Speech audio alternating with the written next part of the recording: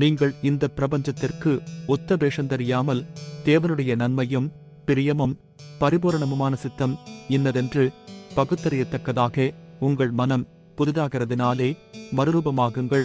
ரோமர்க்கு எழுதின நிருபம் 12வது அதிகாரம் 2வது வசனம்.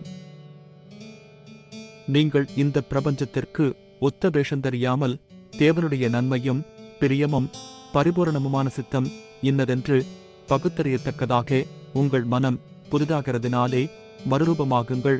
ரோமர்க்கு எழுதின நிருபம் 12வது அதிகாரம் 2வது வசனம். நீங்கள் இந்த பிரபஞ்சத்திற்கு ஒத்த வேஷம் தெரியாமல் தேவனுடைய நன்மையும் பிரியமும் பரிபூரணமுமான சித்தம் இன்னதென்று பகுத்தறியத்தக்கதாக உங்கள் மனம் புதிதாகிறதினாலே மறுரூபமாகுங்கள்.